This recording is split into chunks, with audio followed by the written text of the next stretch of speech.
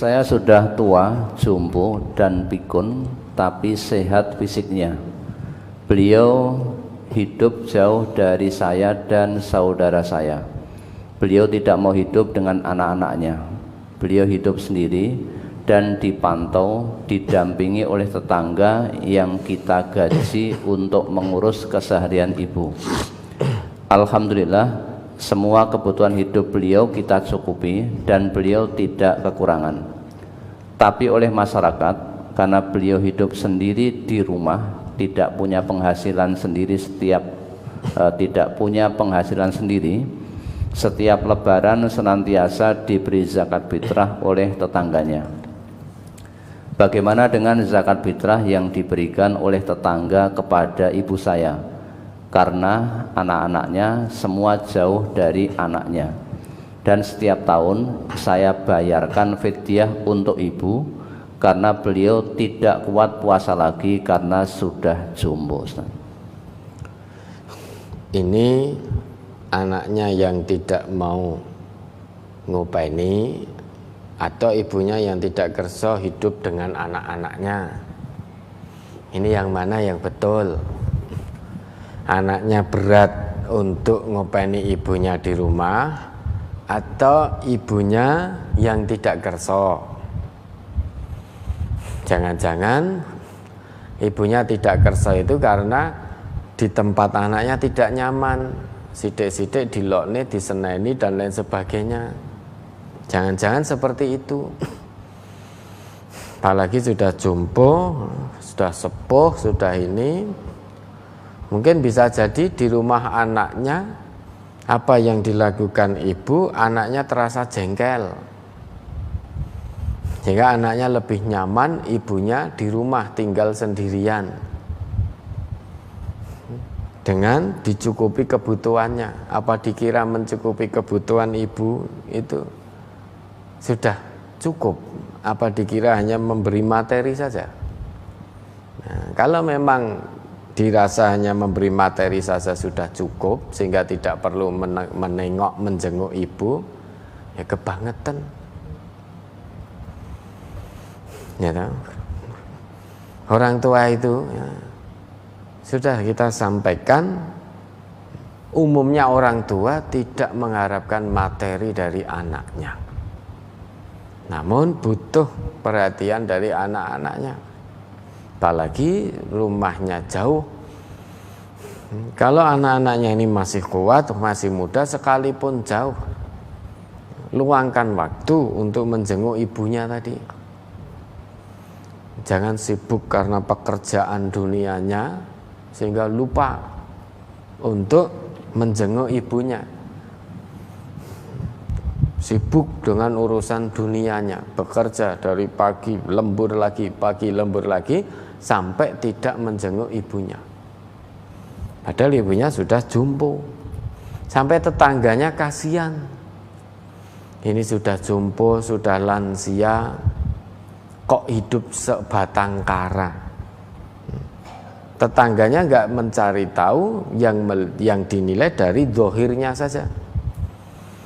Ada seorang ibu sudah sepuh, jompo, lansia, tidak kuat dan lain sebagainya, kok urip dhewean.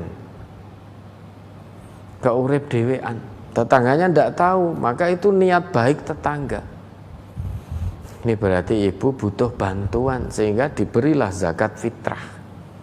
Tetangganya tidak tahu kalau anak-anaknya sudah mencukupi materi ibu tadi, kebutuhan ibu.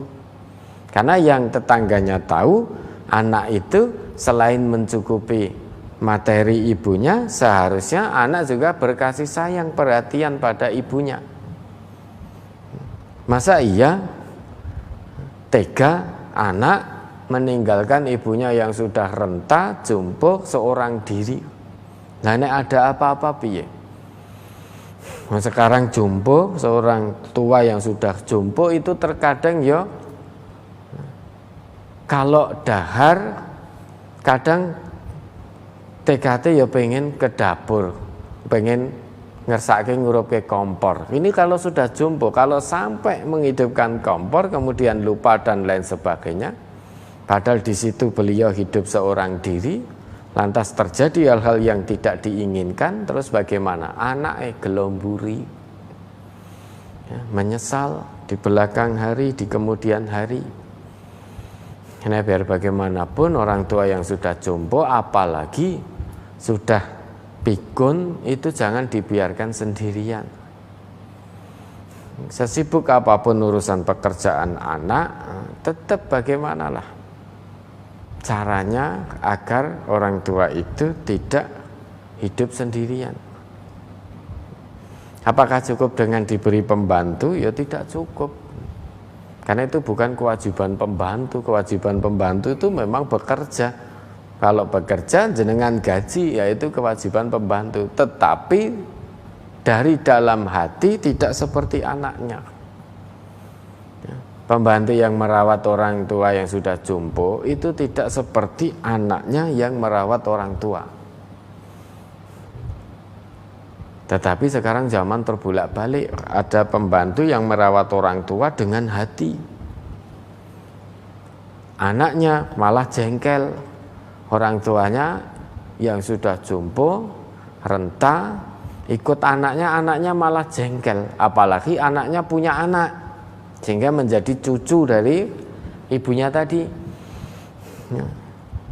Ketika cucunya rame atau ketika cucunya tidak pas, ibunya tadi baik tadi duka-duka. Lah bapak ibunya tidak terima, anaknya dimarahi oleh baik, dilokke baik ora tidak terima, sehingga merasa risih, jengkel dan lain sebagainya. Nah, zakatnya bagaimana? Ya, maka disampaikan saja.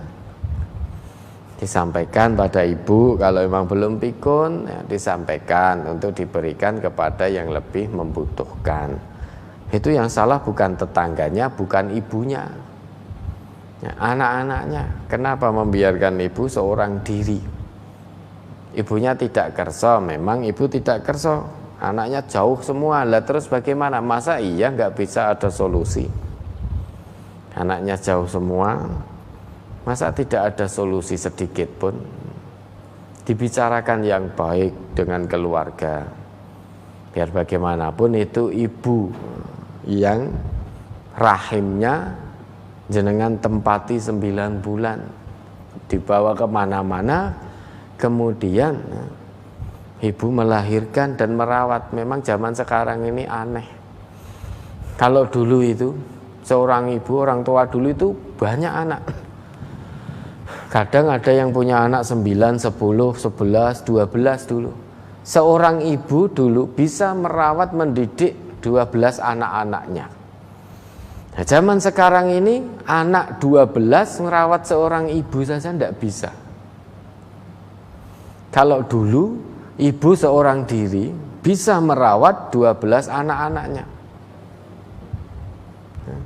Nah, sekarang ini ya, ke-12 anak ibu tadi merawat seorang ibu saja, mendampingi seorang ibu saja tidak bisa. Dengan alasan karena jauh, karena bekerja, karena ini, karena itu. Ibu tidak kerso hidup bersama anak-anaknya.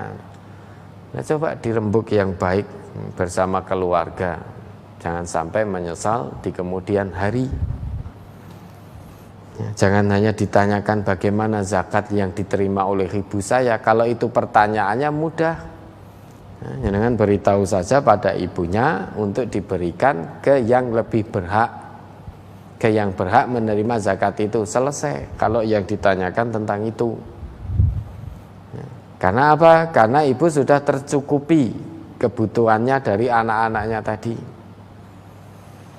Itu selesai. Namun apakah cukup berhenti di situ? Nah, bukan. Kok ya tega membiarkan seorang ibu hidup dalam keadaan seorang diri, usia sudah renta, sudah lanjut usia. Sehingga untuk melakukan segala sesuatu sangat-sangat terbatas. Coba tidak pernahkah kita berpikir kalau ada apa-apa misalkan, ada apa-apa terhadap ibu di rumah itu yang segera membutuhkan pertolongan, terus piye kalau tidak ada yang nunggu di situ? Ya, karena sudah sepuh, mungkin jalan sudah berat, kemudian jalan terpeleset, sehingga harus segera butuh dibawa ke rumah sakit dan lain sebagainya, tidak ada yang tahu. Apalagi sudah sepuh, terkadang HP juga tidak paham, telepon juga tidak paham. Ya, dibicarakan yang baik, baktilah pada orang tua, pada ibu itu sampai Nabi katakan ibumu 3 kali, baru bapakmu. Bukan berarti terhadap bapak tidak wajib bakti, wajib, namun kadarnya ibu sampai 3 kali. Nah, karena ibu itu rahim kita tempati.